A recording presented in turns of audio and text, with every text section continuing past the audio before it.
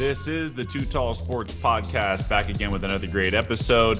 My guest today is Zinn. He is the CEO of Zinn Sports Group. He's a former sports writer and editor at ESPN. He was part of the group that designed the bottom line on ESPN, that little rolling ticker on the bottom of the screen. Really cool invention there, and I can't believe we didn't have it before that. Sandy also covered the Sydney Olympics, so we talk about that. We talk about the miracle on the mat, which is that upset with Roland Gardner, if you guys remember that famous wrestling match in the 2000 Olympics. He covered Tiger in his heyday as a golf beat writer, so all the great things about, the Tiger storm, I guess, back in the day during the PGA Tour in the early 2000s. And he now does consulting with companies and startups. So a lot of great nuggets from Sandy, and a really cool episode about his experience in the sports world and working at MLB and ESPN. So great to have Sandy on today. As always, you can follow me at Too Tall Sports Podcast. That's on Instagram. On Twitter, it's at Too Tall Sports. Please check out our YouTube channel where you can watch every interview and you get the audio and the video aspect of the whole thing, and watch myself and my guest. Subscribe to Too Tall Sports Podcast and hit the little bell notification to get notified every time we drop an episode, which is on Thursday mornings. Check us out on Apple Podcasts for the audio side. Please scroll all the way down, hit those 5 stars to help us get some more exposure. And if you want to drop a review, that'd be great as well. And if you want to follow us on Spotify, you can find us there. We're on Pandora, Amazon Music, Google Play, iHeartRadio, wherever you get your podcasts, we're there. So just type in Too Tall Sports Podcast and you can find all the episodes. And we're already well into season 2, so lots of material for you there. Enjoy the episode today with Zinn, and I will see you on the other side. Too Tall.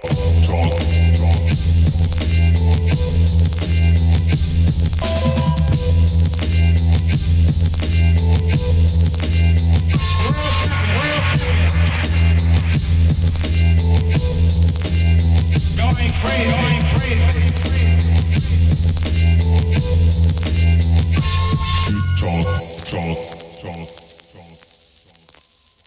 All right, welcome back to the Too Tall Sports Podcast. My next guest is the CEO at Zinn Sports Group. He's a former sports writer and editor at ESPN.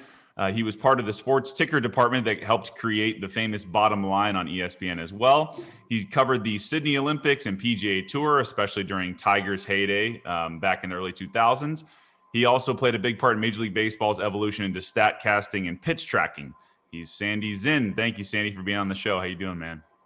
Doing well. Thank you for having me. Yeah, man. Glad to have you. It's great. Yeah. You've done a lot of stuff in your career, so I wanted to, you've done really cool things over the last, 30 years. So I definitely wanted to pick your brain about that stuff.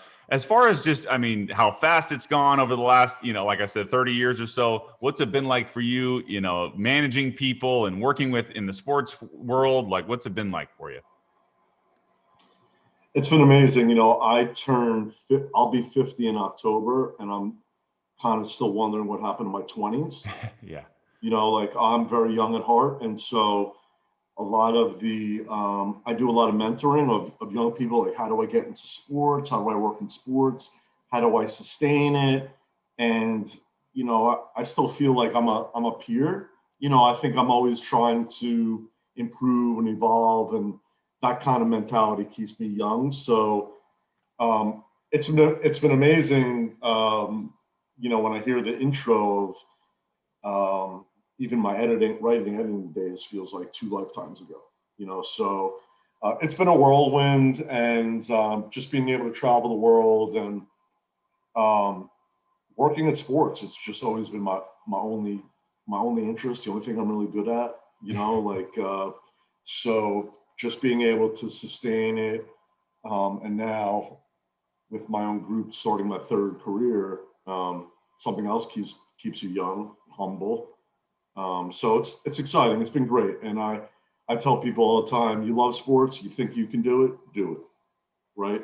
It's not that much different than being a ball player, putting the work in, hustling, and just doing it, throwing yourself into it. So yeah, I'm happy that, I was an accounting major my first 2 years of college. Yeah. And I remember really being unhappy because I kind of put myself in an accountant's desk, like doing what I was doing in class. And I was always the kid in high school that was looking at the clock and wanted to get out. And I remember having a talk with my mom. I grew up with a single mom, and I would spend a lot of time with my dad in summers.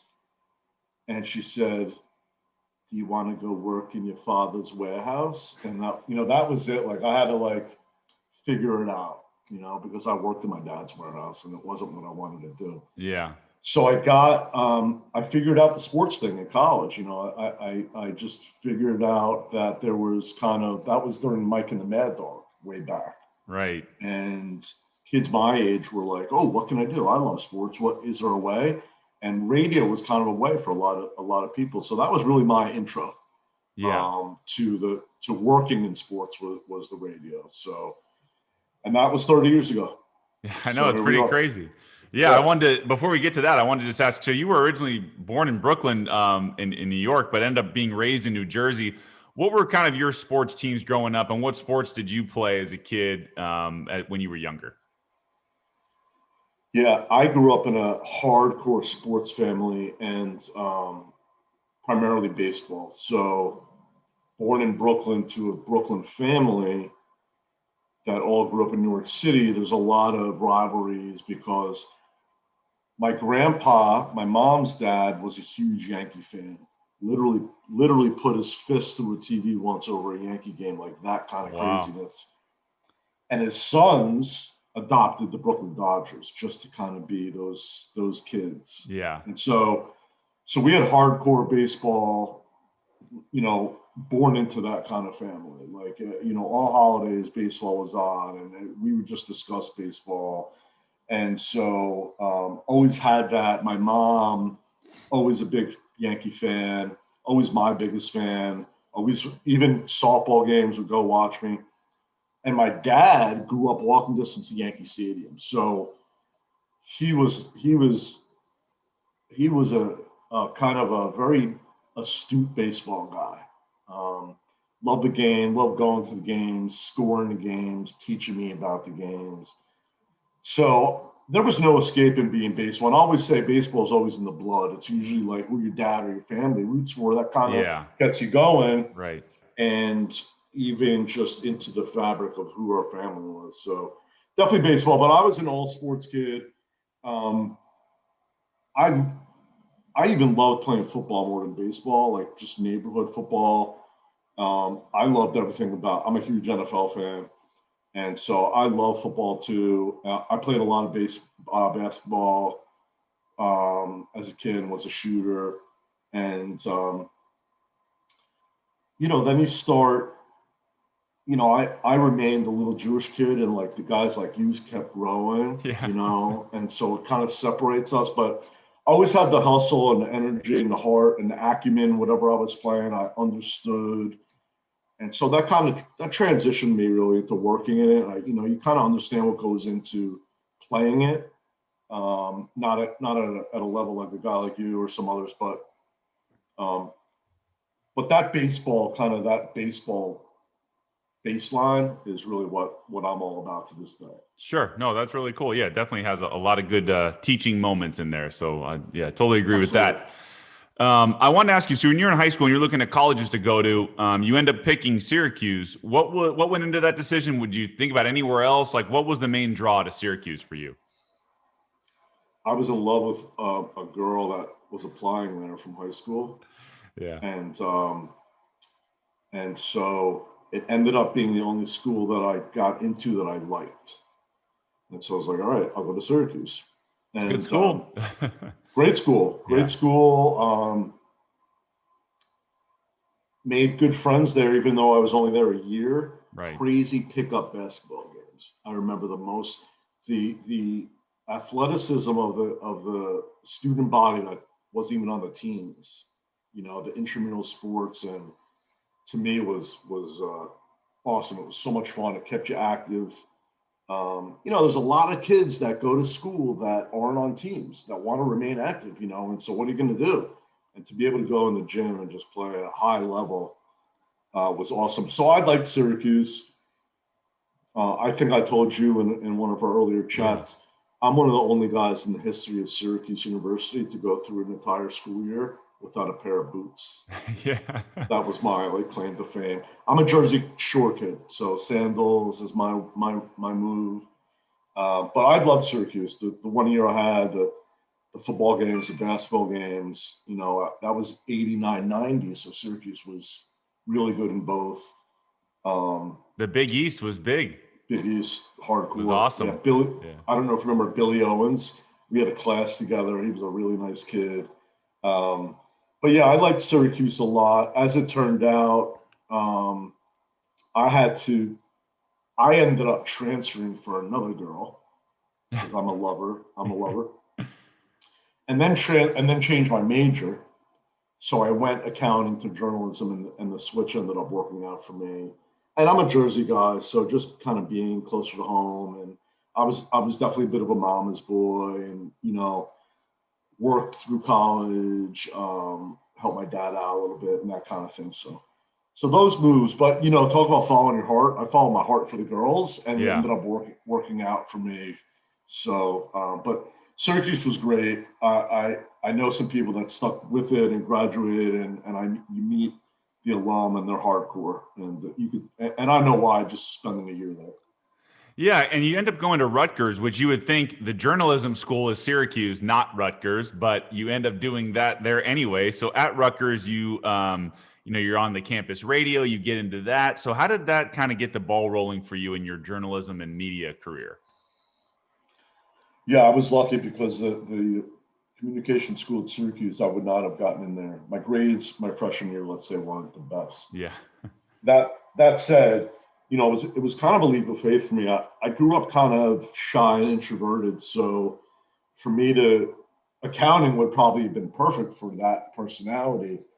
But not only did I want to do something sports related, I wanted to kind of step out and I believe in evolving and improving and who you are.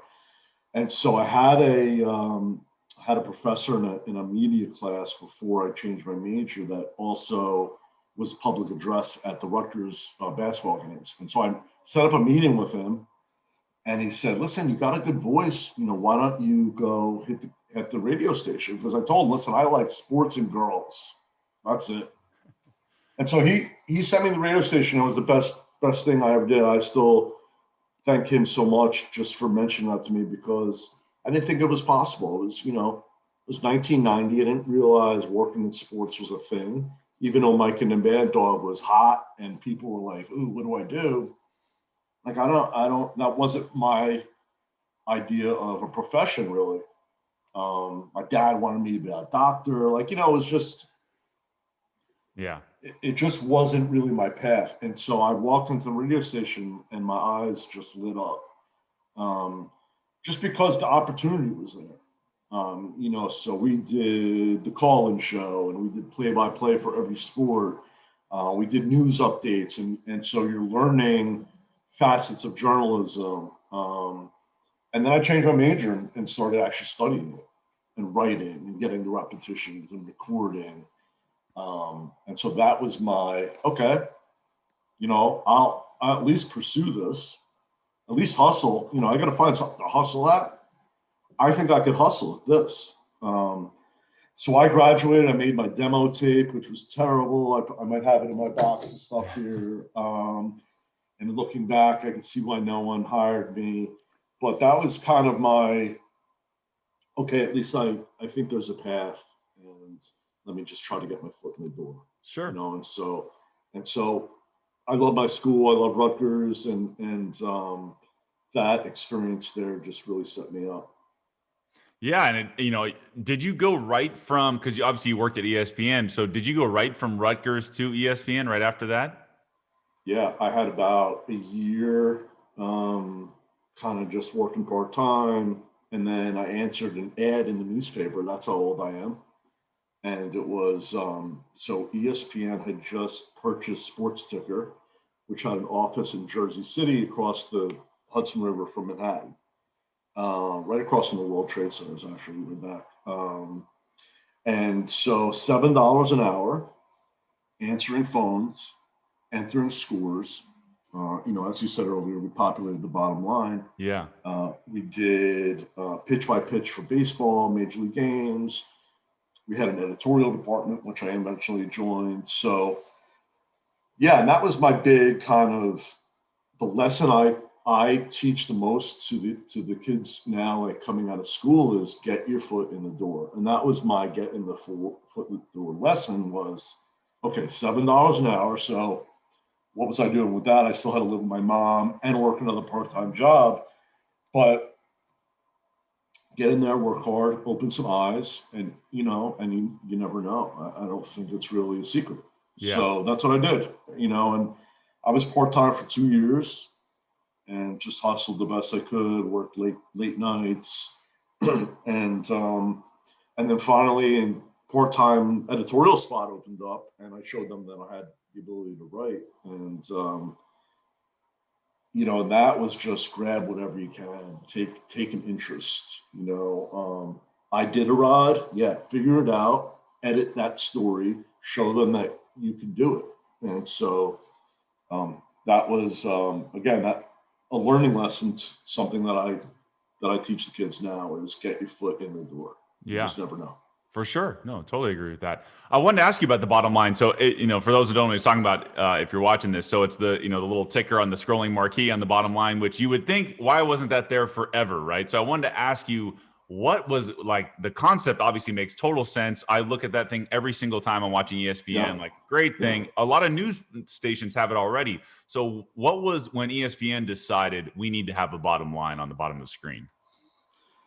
Man, I was very low man on the totem pole then, so I don't know what those discussions were, but I could tell you that it was very interesting work because it's timely and you better get it right, because we ultimately fed casinos. We would feed all the gamblers. And so if you have something going out that's wrong, man, that's a disaster. That's, people are going to lose money. And so it was a kind of an early technology system where like even player names had to be entered in a certain way. If you entered the name wrong, it would come out and people would say, who is that? I'll give you an example. Jaromir Jagr, okay, the great hockey player, is Jagr. Now, if you don't know who Jaromir Jagr is, you probably shouldn't work there anyway, but you get someone who get that call, and sure enough, you look out on the bottom line and you would see goal by YAG, Yag, because that person didn't know what they were doing. So it was the kind of the infancy of that technology, of that live scoring technology, and kind of seeing how great it could be and how humans can screw it up too. And so that was really fascinating. Because now everything that you see go out, you're always like, oh, what the hell is that? Yeah. And so to be in the early days of that was fascinating. Oh yeah, no, it's really cool. I'm glad they did that. Yeah. You had the opportunity to be a beat writer covering golf as well and Olympic events. Let's start with golf. You were able to talk or to cover Tiger during his dominance, especially in the early 2000s. What was it like to cover him, especially at the major tournament events? It was incredible. I got really lucky just being aggressive in volunteering for things. And it's funny because my business partner now, we actually met at ESPN and he was the golf writer at our office before I took over. He went to Associated Press. I took over to golf and they expanded our travel budget. So we joke all the time because I ended up going to Masters, British Open, the PGA, and he didn't go. He went to like 2 events. So it was, right place, right time. And then it was my first beat. So really kind of learning how to travel, how to follow the tours, because you're following the women's tour, you're following the Champions Tour, the older guys, and of course the PGA Tour. And so it's educational in learning what your job is and how you go about doing that. Because I was in the newsroom also, so I was reading and editing and writing some other things. So it was really kind of my foray into serious journalism. I had a column, I had a whole thing.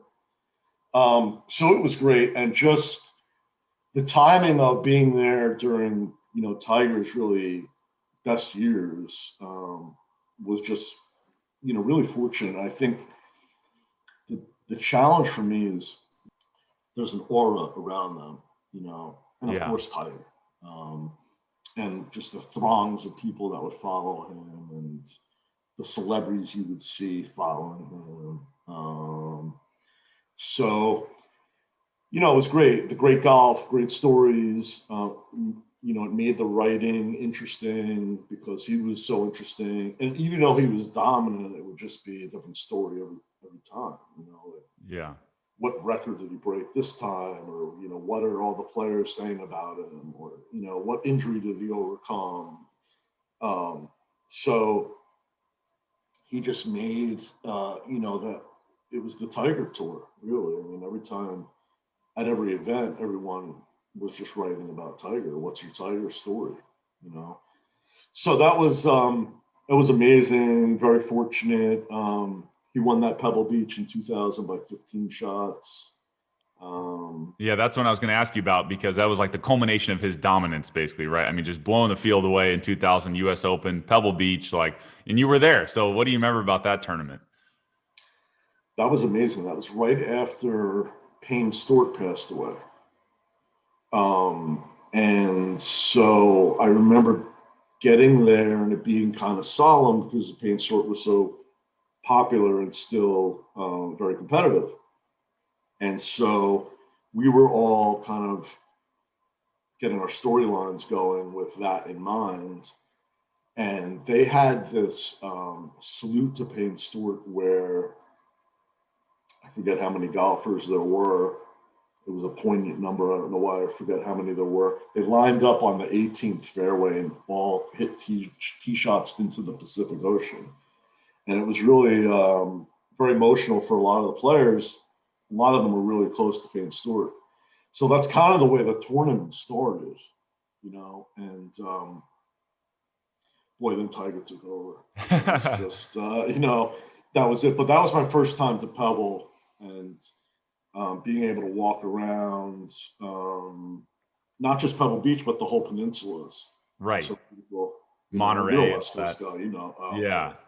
And so, but as a golf person, to be able to cover Tiger in that fashion at Pebble was just, you know, was definitely one of the top, probably one of the top three, you know, work experiences. Oh, I bet. Yeah. I was actually, my dad and I were there 2 years ago when they had the US Open at Pebble, and Tiger was there, and it was just, and even Phil gets a huge crowd. So I was going to ask you, like, you know, maybe something that's underrated that people don't know about when you're covering the tour. Like, who's somebody that might seem like kind of a dick, but was actually a cool guy? Like, do you have any of those type of stories?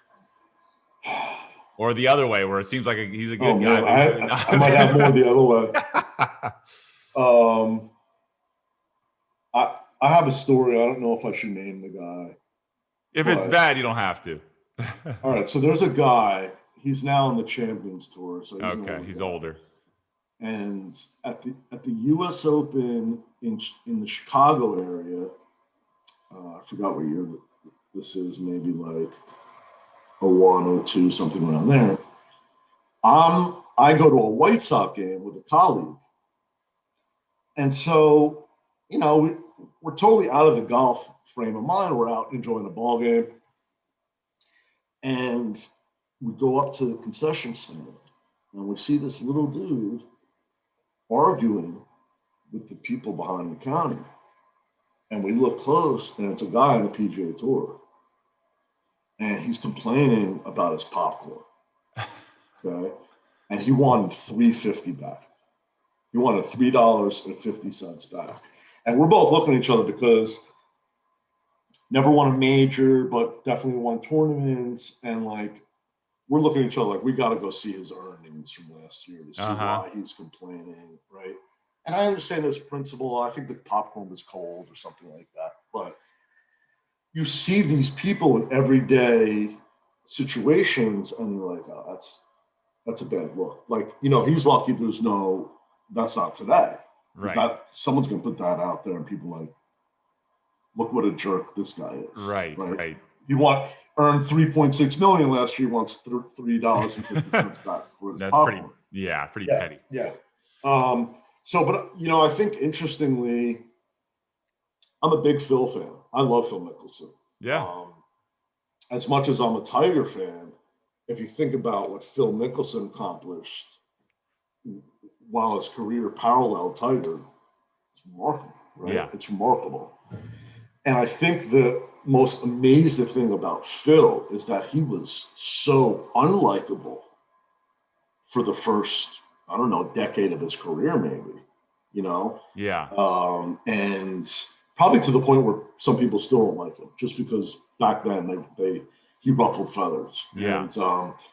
And I think he's done a 180 to where he's so likable, while still, and he's 50 now. His days of winning are over. But to play as well as he did well into his 40s, that British Open win, I think that his personal transition over now 20 plus years since I was on the beat, to me is remarkable. You say like who's a jerk, who you might think is a nice guy, or he kind of went the full circle, where he ended up being kind of a modern day Arnold Palmer, out in the crowd, and that's what sports needs. Sports needs people like that. Yeah, he's definitely became a man of the people for sure. And like even watching, I don't know if you remember last year during the pandemic, like the match, like he was by far the most talkative one there. But the way nobody really understood, and like the way he explains the game, like he talks a lot, but man, like even like the dark spots on the grass and the different, like just the little stuff that he knows about golf, like that guy is high golf IQ, as they say. Yeah, he's kind of like a golf Rain Man, like they say, like there's some guys I heard once, I don't know if this is true, probably not, but I heard like Peyton Manning could barely pick up his laundry. Like he was so focused, laser focused on football. Yeah. And that the brilliant mind, he sees formations, whatever he sees, that you step out in a normal situation, and again, it's probably hyperbole, sure. but there's some of that. There's some sense of that where you're so dialed in, you know. And I think that there's golfers like that. Yeah, definitely. Sure. I wanted to shift to the Olympics. So you got to cover the 2000 Sydney Olympics, which was really cool. And you and I talked off air about kind of what you got to see there. And one of the cool things that I want to get into two things, but the first is baseball was still an Olympic sport then, before it became the World Baseball Classic. And USA won the gold with no active MLB players on their roster at the time, and they defeated Cuba in the gold medal series or game. What can you tell us about that experience, seeing USA win the gold in baseball then? It was crazy because, the tournament really wasn't like the Olympic baseball tournament. First of all, people didn't really care. Yeah. It's track and field, the dream team, right. Swimming, especially in Australia, swimming. And Kathy Freeman was the big Australian track star, so she was huge. It's like, who cares about Olympic baseball? Right. Especially when there's like, like Cuba's the best team. No one knows anyone on the team. And there's no one on the American team from the major leagues. So really, who cares? It's in Australia where baseball's not big. Europeans don't care about it. So it's one of those things that flew under the radar. But if you're a baseball journalist and you got to cover it, very memorable. And so I remember just kind of every day at first just associating myself with the team, like going through the roster, like, all right, who's on this team? Okay, Tom Lasorda is the manager. That's kind of awesome. We can work with that, get some stories going with that. Right. They had some good young pitchers on the team, Ben Sheets and Kurt Ainsworth, and I think Roy Oswalt was on the Roy Oswalt was the ace of the team. Yeah. So you got Roy Oswalt and Ben Sheets. You got right. You got a chance. You got a chance to win anything. Yeah.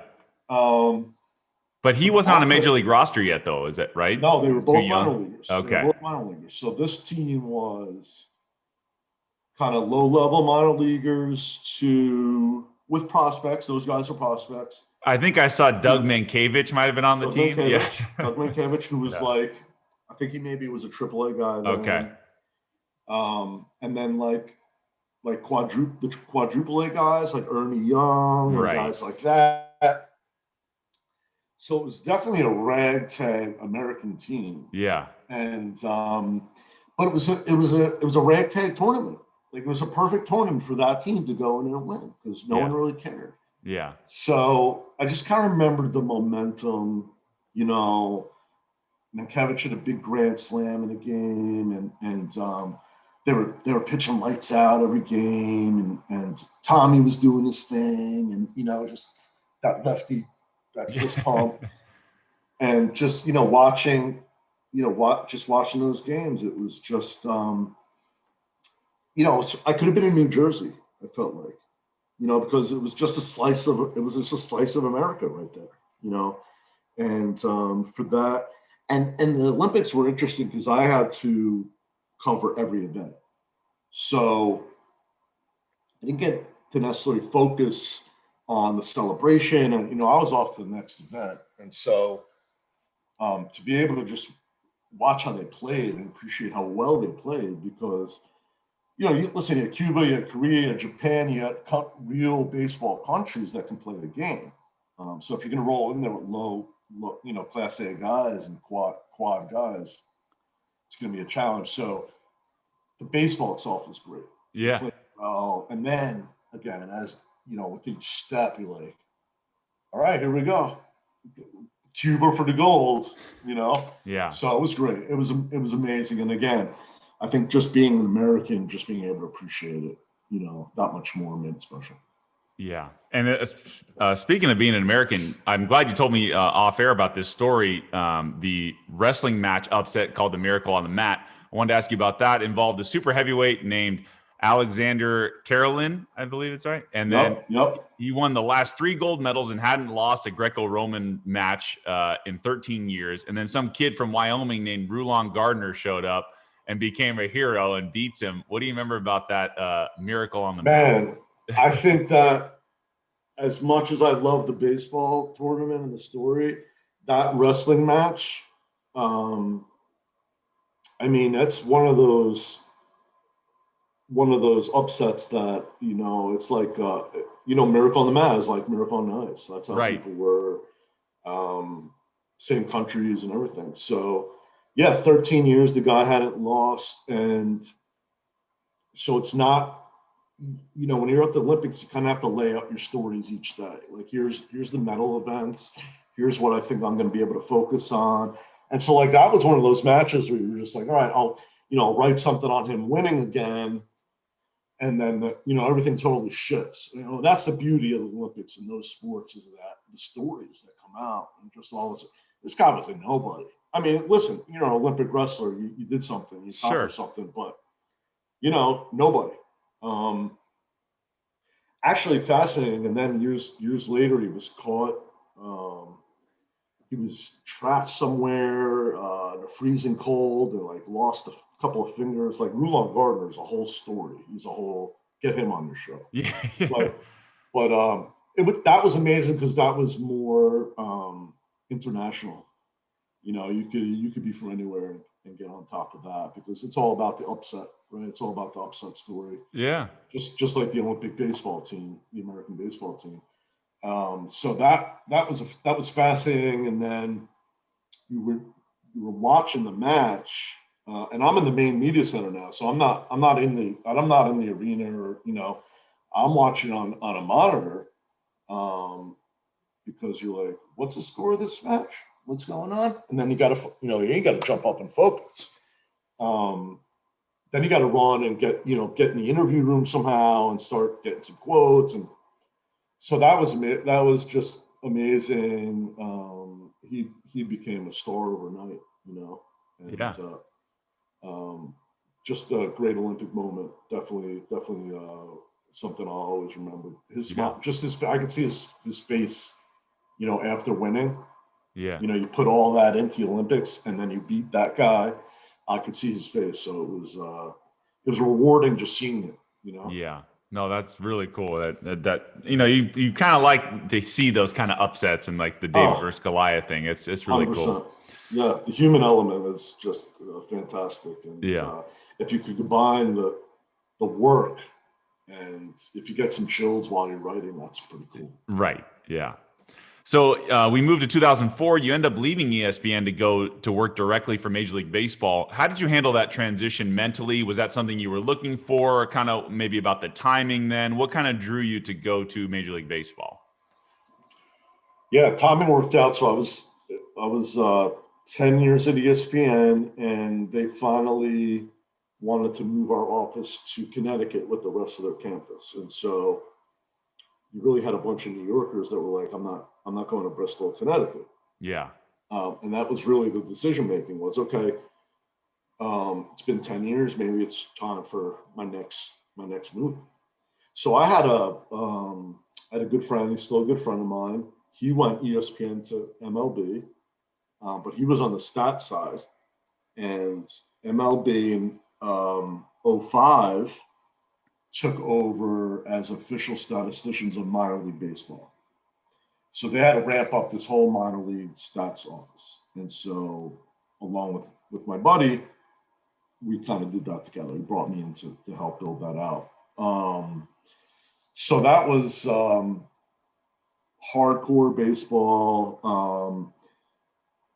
They have a scoring language you have to learn that the teams then use. So you have to teach the teams and like the club, like when Everett, right? When you were in Everett, okay? Yeah. Everett would call our office at the end of each half inning with the play-by-play, okay? So it'd be like Lauren, fly out the left, Zinn struck out, Smith popped up the short. Okay, I'll talk to you next half inning.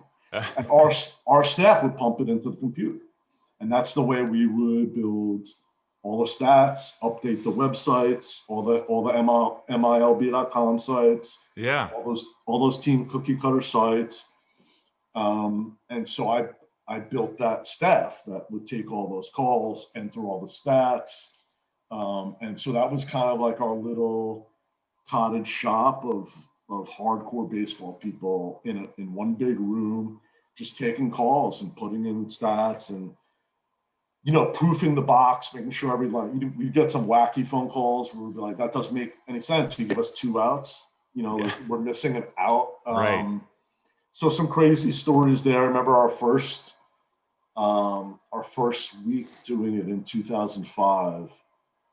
There was a pregame delay in Arkansas for midget wrestling. And we're like, man, this is it. This is minor league baseball. Yeah. Minor league baseball. For sure. So there was a lot of that, a lot of characters on the other end, some bad attitudes.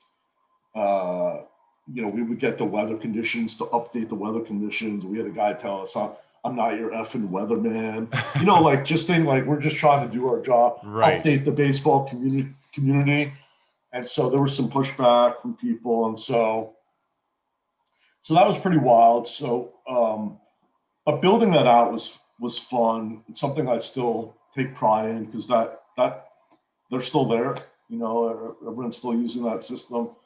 So they're still calling in the scores and some stats? of them still, depending on the level, most of them have the software in their press box.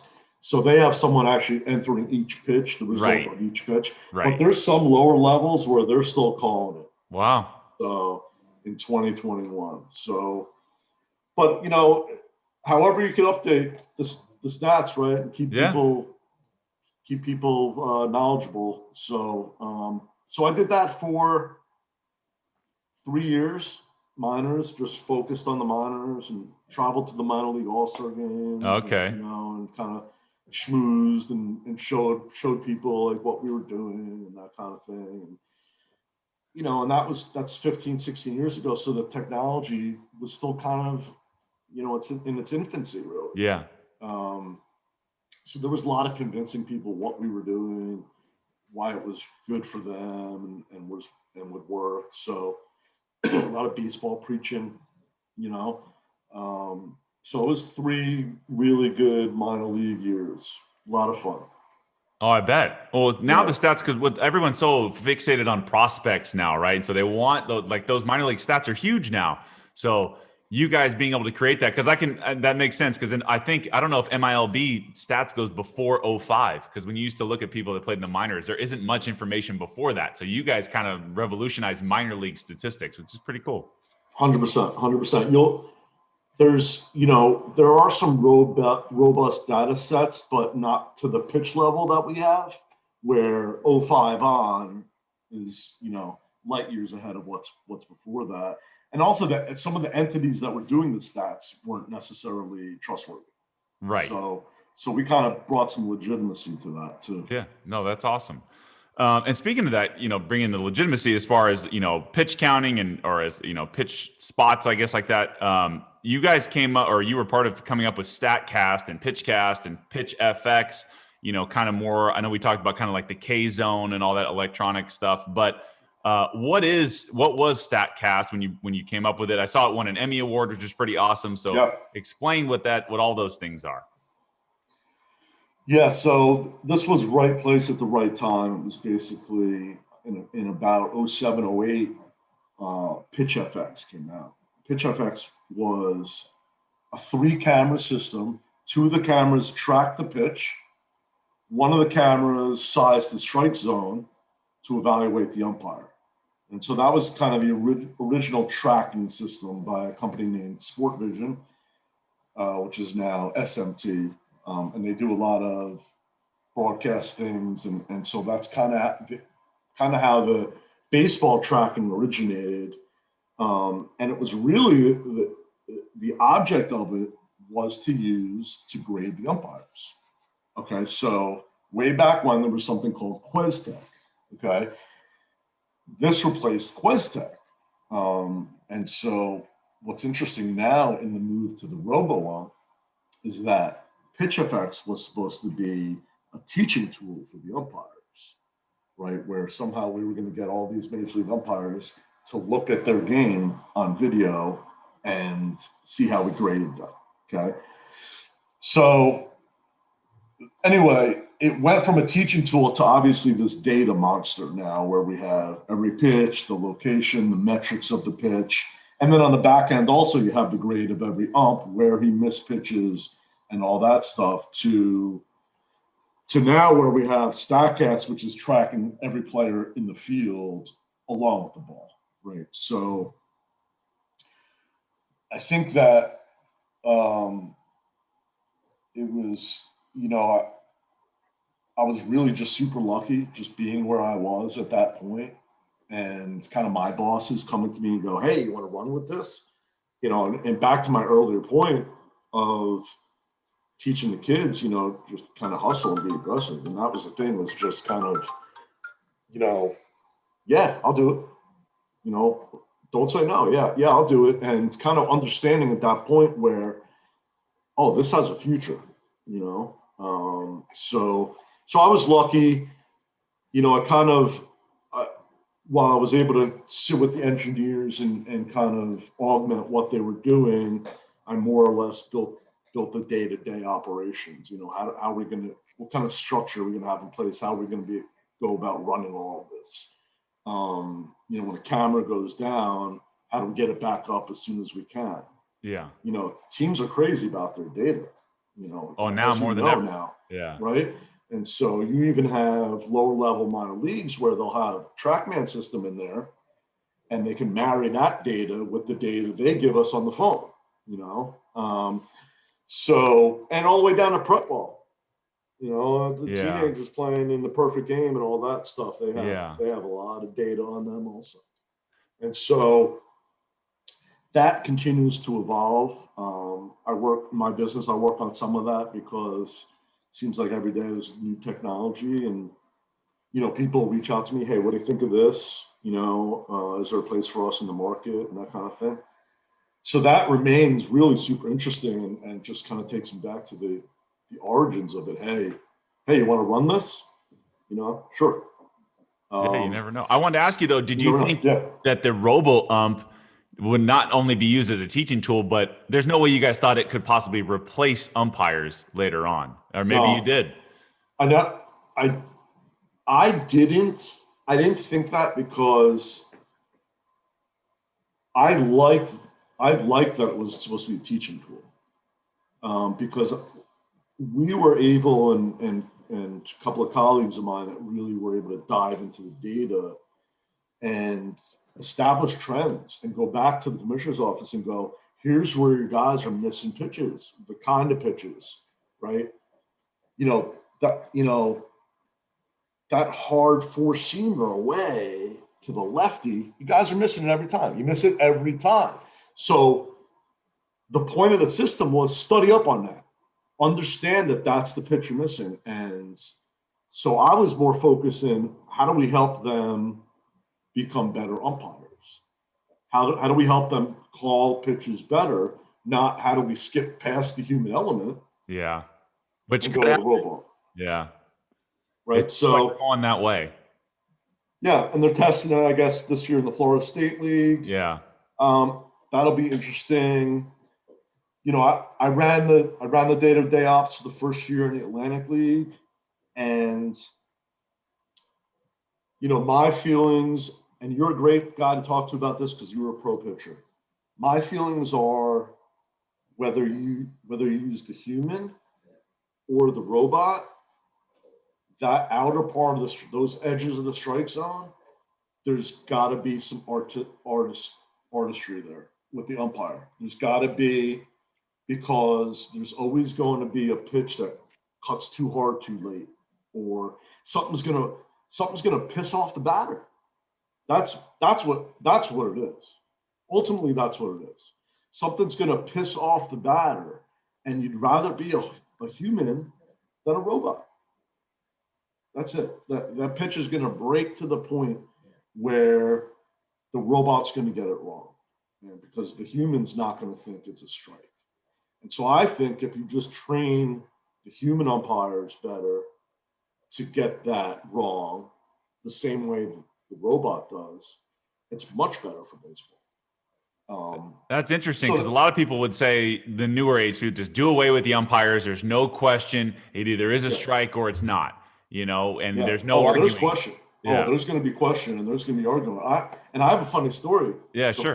The first game that we used it at the Arizona Fall League, after the Atlantic League season, the first kid that was punched out pointed up at me in the press box with his bat. He hated the call. Now, listen, that was kind of the first iteration of the system, or maybe we had tinkered with it a little bit, and that it'll grow from there. But that's what I'm talking about, is that if you're going to get it wrong, because you're going to get it wrong, the robot is going to call the XYZ, and that's not how the human batter and pitcher sees the strike zone. So, which one would you rather? Would you rather be mad at an inanimate object or at a human being?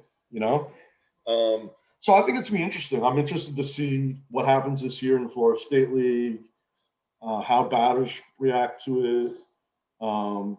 I was a big stickball guy as a kid. Okay. With tennis balls. Yeah. So I figured out, and we would play against school with a box as the strike zone, which to me is kind of robo-umpish. And so I perfected the big over-the-top curve that hits the top of the box and is totally unhittable. Right. And so if you're a pitcher, those are the things that you're going to find out what you can do. Yeah. What's the top of the zone, right? That's the hardest pitch to hit. Top of the zone, coming down, is the hardest pitch for someone to hit.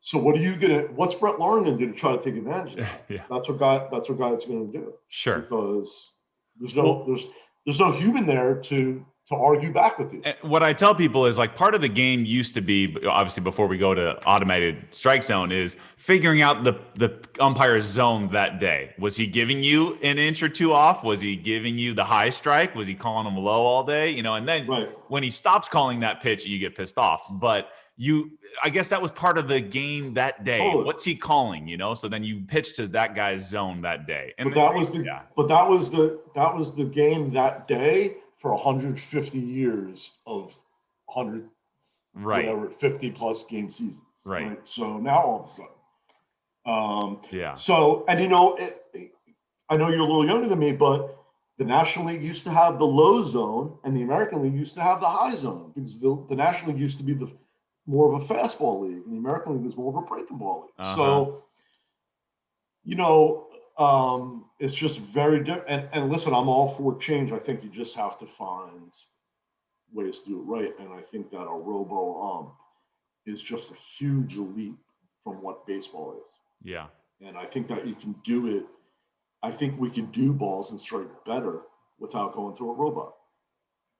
And I think that umpires would sign up for that, and the umpire union would sign up. Now you have where we struggled is you have or had difficult personalities from umpires that are just think they're above looking at their game on a laptop, right? So that's a challenge because if it's used as a teaching tool and you're not anyone that's not accepting of learning, you're not going to learn. And so I just think there's a better way to keep the human element and improve the balls and strikes. I like it. No, it makes sense. So you spent a long time with ESPN. You spent a long time with Major League Baseball. It was only a few years ago, but you decided to leave MLB, or actually maybe only a year or so ago. What went into that? I know it was a pandemic and stuff like that, but were you ready for the move? And mentally, how'd you handle the transition leaving MLB? Yeah, so I actually got laid off, and it was just a culmination of so I worked at MLB Advanced Media, which was the media arm of Major League Baseball. And the big reorganization happened a few years ago where everyone came together. And I was running a lot. I had a lot of technology departments within departments. And some of those started getting pulled away from me. And I was probably making too much money for maybe what they wanted me to do at that point. So, yeah, right before the pandemic, I got laid off, and kind of took me by surprise. But at the same time, I mean, it's just an opportunity to discover anew, right, and start career number 3. And it's been super refreshing, and taking the baseball blinders off, right? Because I mean, my background, I'm an all sports person. So being able to work on a lot of different things, different sports, different technologies. It's harder in the corporate structure to really branch out and educate yourself on a lot of things, particularly within technology. So this has been really refreshing. Meeting people, it's global industry. So I'm meeting people all over the world, and it's been great. I didn't know at first how I would do, and then pandemic hit, and I started pivoting, and it's working out okay. I mean, being able to meet guys like you and through some mutual contacts we have has been awesome. I think that's I always go back to the camaraderie and hustle, right? And I think the more people you meet that are like-minded and that you can, bounce ideas off and get to know, I think is what it's all about. So especially in building a business and maintaining a business. So it's been exciting and interesting, and I don't have that corporate paycheck hitting every 2 weeks, but that's okay. I've come quite a way since campus radio, and so I'm excited about what the future holds for sure. Yeah, for sure. And I saw another interview with you about someone talking to you about mental health and kind of how you go through your days and stuff like that. So maybe any advice on, stuff that you work on that's important to you, or how you kind of, I guess, build your mental toughness, throughout the weeks and months. Yeah. I have to tell you that if you're a dog person, get a dog because dogs keep you humble. And this pandemic, my dog doesn't care what's going on. He needs to eat. He needs to go out. He needs some playtime. Right. And so, I think that as a human being, I look at those elements like get away. Get away from your desk. Try to get your own time. It's harder during the pandemic, but I try to even go to my sisters and play with my nieces. And I'm one of those people that swears by mental health. I think it's the number one thing people should be focused on talking about. And it's been that way for me since I'm a teenager. It's just something that's I'm in tune with.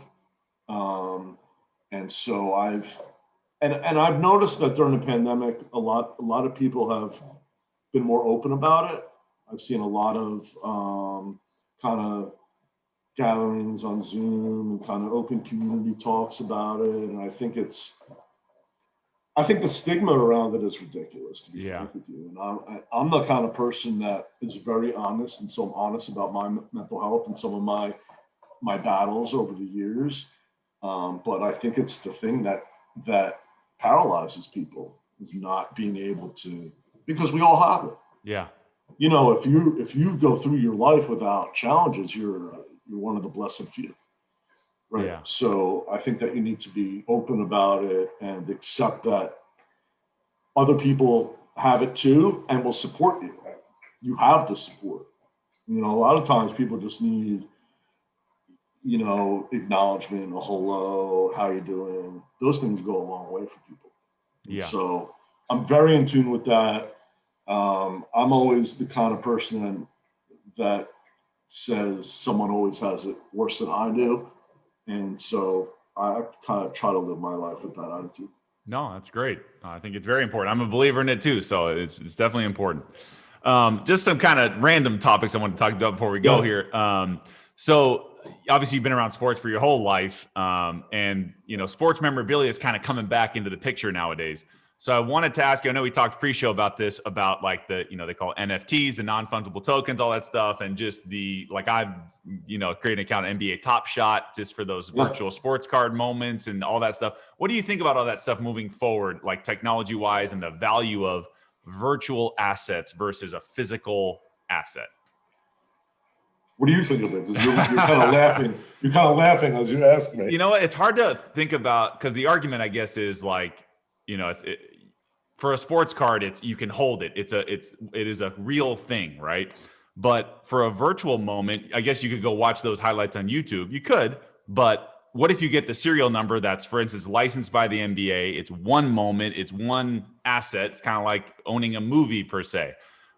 It's hard for some people, I think, to see the value, but I think looking at Bitcoin and other stuff, like that's just kind of the way it's going to go. So my whole thing is, I don't necessarily fully believe, I'm not sure yet, but if people are willing to put money into it, then I'm down, you know?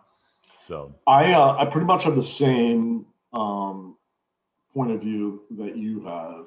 You have to be intrigued if it's attracting all this interest in money. I mean, that's number one. I mean, you can't really be a business person unless you're intrigued by what's you got to follow the money. Yeah. You got to follow the money, right? I mean, that's what makes Bitcoin interesting. Like right? I mean, it's worth a lot of money. And so you have to at least follow that and that genre, right? That kind of tokenization. So the NFTs are super interesting to me because ultimately it's technology, right? Now, I think the key is not just these regular TV clips. It's what we do with these clips. It's adding 360. It's adding things to the clips where now we can't go YouTube it and pull it down. Right. It's an original creative, right? Because now we all have ways to display those things too. You could put an LED on your window at home and have your NFT, unique digital asset, where you're the only person in the world that can show it on your window. So I see it. Gronk just released like Gronk NFT cards. Okay. I saw a piece of art recently, just went for like $70 million. A digital art went for like, it's just, it's hard to wrap your head around it. Yeah. Now I saw the art online. I'm like, you know what? It's a spectacular piece, right? There's stuff moving, there's things going on. But again, like that thing, why can't I just pull it up on YouTube and show it all over? So I think that if it's unique in that you're the only one that has access to it, I think that's fantastic. Right. Where maybe you could show little snippets online, but you don't really get the full appreciation unless you have the asset in your ownership. So I'm with you. I think it's worth following. And I think that in our business, sports and technology, something that I absolutely want to. I work with video people, so something we want to see if we can get involved with. So I think that if it keeps you involved, it's a great thing. Yeah. So Mark Cuban's one of those guys that. Yeah, he's pretty innovative. He's a trailblazer. Right? Yeah. He's a trailblazer in that regard, and he's really into them. And I kind of follow not everything he does, but if he's doing something, I'll at least read up on it, see what it's about. Yeah. So yeah, those are really, really interesting, and I do think there's room for them to have success. Yeah. No, I agree with you. And especially I kind of like Bitcoin, I was definitely out on. No way it'll be anything. And so I'm kind of learning my lesson from Bitcoin because it's become a big thing now.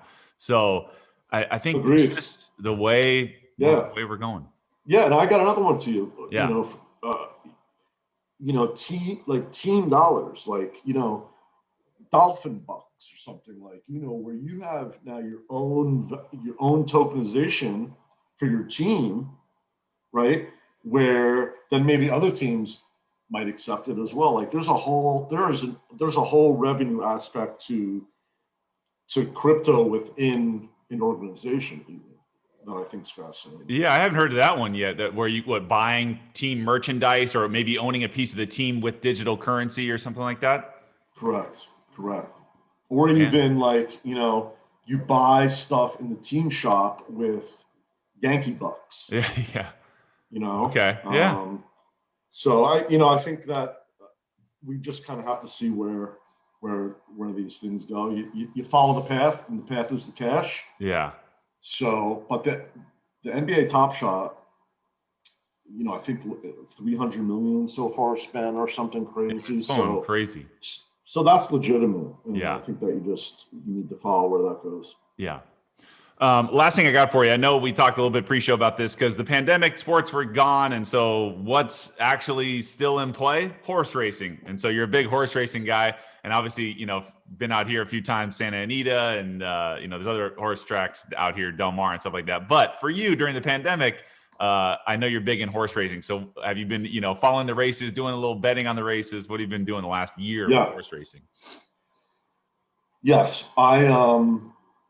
so my two favorite channels right now are NFL Network and TVG, which shows all the horse racing from really around the world. I'm not a huge gambler, but I'll put my two to win on a horse or whatever the case is.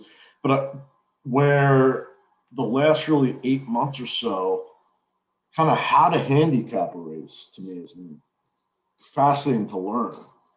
All the different levels, what the horses, all the different trainers. There's so many fascinating aspects of handicapping a race that kind of learning that aspect to me has been kind of just changed the way you look at horse racing, really. I've never gone to a track and properly handicapped a race. And so just from kind of learning that is just, and I'm all about learning. Even if it's that, keep your brain going. Yeah. Will help you. But that's been fascinating to me because I told you I grew up 5 minutes from Monmouth Park in New Jersey. And I would go, I bet, my favorite name, or, you're not looking at past performances or anything like that. So, or the jockey. The jockey, jockeys, trainers, distances, purses, different levels. And so that's really been fascinating for me, and something that as a sports person, just picking up something new, a new interest has been awesome. Yeah, we had to get creative during the pandemic. There wasn't much going on. 100%. So. Yeah, totally. Just want to give you a chance to plug your stuff, where everybody can reach out to you or find your website and all that stuff. So where can everybody follow you on there? Yeah. Our website is zinnsportsgroup.com. You can email me at sandy@zinnsportsgroup.com. We generally work with startups in the technology industry or existing entities, help them with their technical operations, staffing, recruiting, that kind of thing. So yeah, find us there or email me, and happy to to speak with you and what we could do to give you some value. Yeah, man, you got a lot of value. You've seen a lot. You've been, your world of sports you've seen. So no, you're definitely a great connection to have for anybody out there that wants to pick your brain a little bit. So I appreciate it. They say something about wisdom, like as you get older, you acquire some things. So I think there's some of that being tied in, but my genuine love of sports and building relationships and being productive, so I'm excited about it. And yeah, I'm happy to meet new people and build some new relationships. No, that's awesome. Well, thank you, Sandy. I appreciate it, man. It's great to have you on, and we'll definitely be catching up soon. I appreciate it. Thank you, Brett. My pleasure, man. You got it. My thanks to Sandy Zinn with Zinn Sports Group. Go ahead and check him out online if you have any questions about startups and technology companies. He's definitely at the forefront of all that stuff. So my thanks to Sandy on that. A lot of great nuggets. Hopefully you guys enjoyed that episode, and he's seen a lot. So really cool to pick his brain on the world of sports in the last 30 years. As always, you can follow me at Too Tall Sports Podcast. That's on Instagram. You can follow me on Twitter at Too Tall Sports. Check out our YouTube channel. Just type in Too Tall Sports Podcast, hit subscribe, and hit the little bell notification to get notified every time an episode drops, which is usually on Thursday mornings. And hit a like and share it with a friend, and just to help us get some more exposure if you really appreciate the episodes we've been dropping every week for you. We're also on Apple Podcast. If you could find Too Tall Sports Podcast, scroll down to the stars and hit us with a 5-star if you think it's 5-star worthy. We'd really appreciate that. And even leave a review as well. We're trying to get on the new and noteworthy section of Apple Podcast and grow the brand, as they say. You can also listen on Spotify. Just type in Too Tall Sports Podcast. You can find us there. Pandora, Amazon Music, Google Play, wherever you get your podcasts, we're on there. So just type in Too Tall Sports Podcast, and I got lots of good episodes for you. So thanks again for listening, as always, and we'll see you next week for another great episode. Have a good day.